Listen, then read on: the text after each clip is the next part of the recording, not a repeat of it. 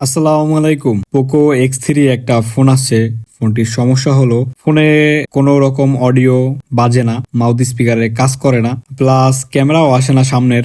এইসব ফোনে মূলত আপনার সিপিইউ ফল্ট হওয়ার কারণে এই সমস্যাগুলো হয়ে থাকে। এই ফোনে কাজ করতে গেলে আপনার সর্বফার্স্ট এর প্রসেসরের কাছে যাইতে হবে, কারণ এই X3, X2, Redmi note 10 pro, note 10 pro max এইসব ফোনের আপনার কমন ইস্যুগুলাই হলো সিপিইউ থেকে হয়। এটা অবশ্যই আমরা আগে থেকে ফাইন্ড আউট করছি, করে এখন আসলেই এই কাজগুলো মূলত করে থাকি। অবশ্যই যদি কোনো নতুন মডেলে এরকম সমস্যা আসে, সর্বফার্স্ট চেক করবেন, চেক করে কাজ করবেন, কারণ নতুন ফোনে আবার নতুন কোনো ঝামেলা হইতে পারে। এইসব ফোনগুলো একটু পুরনো হয়ে গেছে, আর যে নতুন ফোনগুলো আসছে এগুলাও অনেক ক্ষেত্রে ভিন্ন থাকে, বিশেষ করে 5G ফোনগুলা। তাই বুঝে শুনে কাজ করতে হবে। আমি আমার পেস্ট কাটার সময় আমার হটগানের হিট রাখতেছি আপনার 220 AR 70। যখন পেস্ট কাটবেন তখন একটু হাওয়াটা বাড়ায় রাখবেন, যাতে বোর্ডটা একটু গরম বেশি হয়। সেক্ষেত্রে আপনার যখন আপনি সিপিইউ হিট আপ করে উঠাবেন, সেক্ষেত্রে আপনার একটু সুবিধা হবে। বা অনেক ক্ষেত্রে বোর্ড গরম হলে আপনার মাদারবোর্ডের লেয়ার ফোলা বা আদার্স অন্যান্য ঝামেলা কম হয়। এর জন্য যখন কাজ করবেন অবশ্যই বোর্ডটা ভালোভাবে গরম করে তারপরেই সিপিইউ উঠাবেন। মানে আগে একটু ফ্রি হিট করবেন, তারপরে আপনি আপনার প্রপার যে হিট আছে 340, 350 যে যেটা ইউজ করে সেটা ইউজ করে সিপিইউ রিমুভ করবেন। আমি আমার সিপিইউ রিমুভ করার সময় হটগানের হিট রাখছি 340 AR 50। ব্যাকা নজেল দিয়া কাজ করি না, অনেক ক্ষেত্রে আবার করি। আসলে ব্যাকা নজলে একটু হিটটা কম পৌঁছায়, সোজা নজলে একটু দ্রুত হিট আপ হয়ে যায়। এর জন্য আমি সোজা নজল লাগাইয়া কাজ করে থাকি। যার যেটা ভালো লাগে, এই নিয়ে কারোর মধ্যে কোনো দ্বিমত নাই, যে যেভাবে কাজ করা মজা পায়। বোর্ড ক্লিন যখন করবেন অবশ্যই বোর্ড ক্লিন করার সময় একটু খেয়াল রাখবেন যেন কোনো প্রিন্ট ড্যামেজ না হয়। সামান্যতম ভুলে যদি একটু প্রিন্ট ড্যামেজ হয়ে যায়, সেক্ষেত্রে কিন্তু আপনার অনেক ঝামেলা হবে। পরবর্তীতে কিন্তু আপনার লাইন টানা লাগবে বা প্রিন্ট ভালোভাবে জাম্পার করা লাগবে। আপনি যদি ভালোভাবে প্রিন্ট জাম্পার না করতে পারেন, সেক্ষেত্রে কিন্তু আপনার কাজ হবে না। পরবর্তীতে ফোন আপনার রিটার্ন করে দিতে হবে। বোর্ড ক্লিনিং যত ভালোভাবে করবেন, কাজে সাকসেস হওয়ার সম্ভাবনা ততই বেশি থাকবে। ধরেন অনেক ক্ষেত্রে বোর্ড ক্লিন করছেন, একটু পেস্ট রয়ে গেছে বা আপনার কোনো ময়লা রয়ে গেছে, সেক্ষেত্রে আপনি যখন আইসিটা বসাবেন, ধরেন কোনো মেজর বলের উপরে আপনার ওই ময়লাটা চলে আসছে, সেক্ষেত্রে আপনার ওইটা ডিসকানেক্ট হয়ে রয়েছে মাদারবোর্ড থেকে সিপিইউর মধ্যে কানেকশন, সেক্ষেত্রে কিন্তু আপনার ফোন অন হবে না, বা ফোন অন হয়েছে অন্য অন্য সেকশনে ঝামেলা থেকে যাবে, যেরকম ওয়াইফাই নেটওয়ার্ক, ক্যামেরা আসে না, আবার সেক্ষেত্রে আপনার সিপিইউ আবার উঠান লাগবে। এর জন্য যখন কাজ করবেন অবশ্যই সুন্দরভাবে দেখবেন, ক্লিনিংটা ভালোভাবে করবেন। যদি কোনো লাইনে ঝামেলা থাকে অবশ্যই চেক করবেন। মাদারবোর্ড যদি স্কেচ হয়ে যায়, সেক্ষেত্রে আপনি ইউভি জেল দিয়ে আলাদা করে নেবেন। ইউভি জেল বলতে আমরা যেটা ইউভি গুলো ইউজ করি, ওইটা দিয়ে আপনি সুন্দরভাবে আলাদা করে নেবেন। বেশিরভাগ ক্ষেত্রে মানুষ বোর্ডের চেতে সিপিইউ ড্যামেজ করে ফেলায় বেশি। সিপিইউ পরিষ্কার করতে গেলে আপনার অনেক ক্ষেত্রে ব্লেড বা অনেকে অনেক রকম ওপেনার ইউজ করে থাকে,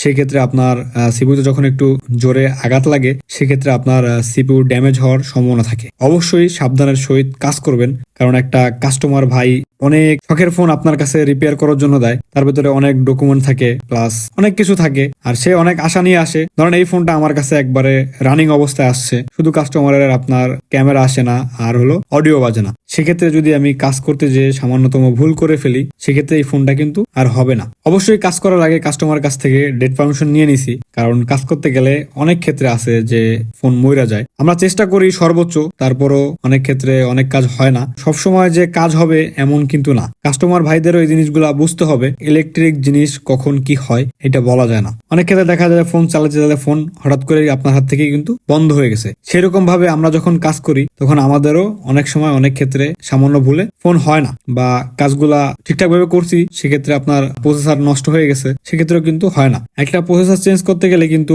অনেক টাকা কস্টিং পড়ে। সেক্ষেত্রে কিন্তু অনেক কাস্টমার আছে যারা প্রসেসর যদি নষ্ট হয়ে যায় সেক্ষেত্রে চেঞ্জ করে না। আর অনেক ক্ষেত্রে দেখা যায় যে ইউএমসি ইউএফএস এর যে ঝামেলাগুলো হয়, অনেক ক্ষেত্রে ইউএফএস ইউএমসি চেঞ্জ করা লাগে, সেক্ষেত্রে অনেক কাস্টমার ভাই আছে এগুলা করতে চায় না। আসল কথা হলো আমরা টেকনিশিয়ানরা কখনো ইচ্ছা করে কোনো জিনিস নষ্ট করি না। আমার সিপিইউটা সুন্দরভাবে রিভলভ করা হয়ে গেছে। আমি রিভলভ করার সময় আমার হটগানের হিট রাখছি আর 300 বাতাস রাখছি আপনার 60। রিভলভিং করার সময় আমি একটু বাতাসটা বাড়াই রাখি, যার যেভাবে ভালো লাগে সে সেভাবেই করে। আমি মূলত আমার মতো করে থাকি। রজনটা আমি এর জন্য ইউজ করি, যখন সিপিইউ বসাই সেক্ষেত্রে যদি সিপিইউটা এদিক ওদিক দৌড় না দেয়। অনেক ক্ষেত্রে পেজ দিলে এই জিনিসটা হয়ে থাকে যে আপনি হিট দিচ্ছেন, সিপিইউটা আরেক দিক দৌড় দিচ্ছে, সেক্ষেত্রে কিন্তু বলগুলো নষ্ট হয়ে যায়, আবার সিপিইউ উঠে রিভলভ করা লাগে। সেক্ষেত্রে যদি সামান্যতম আপনি রজন ইউজ করেন, সেক্ষেত্রে ওইটা আপনার ঝামেলা হবে না, মানে সিপিইউটা এদিক ওদিক দৌড় দিবে না। আমি সিপিইউ বসানোর সময় হিট রাখছি আপনার হটগানে 300 এআর রাখছি 50। কাজ যদি আপনি সুন্দরভাবে করেন আপনার দেখবেন প্রতিটা কাজ ইনশাআল্লাহ সাকসেস হবে। কাজ আপনার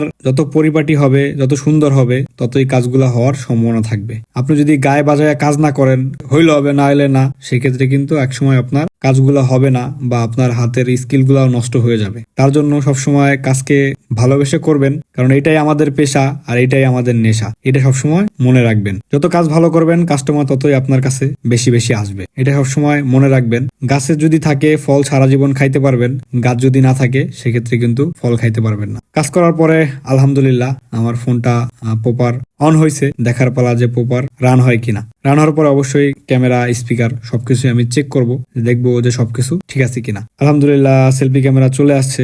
স্পিকার দেখবো কি স্পিকার অন হওয়ার সময় বেজে উঠছে, এর জন্য আর চেক করি নাই। অন হলেই বোঝা যায় যে সাউন্ড আছে, এটা মূলত চলে আসে। যাই হোক, সবাই ভালো থাকবেন, আমার জন্য দোয়া করবেন। আসসালামু আলাইকুম।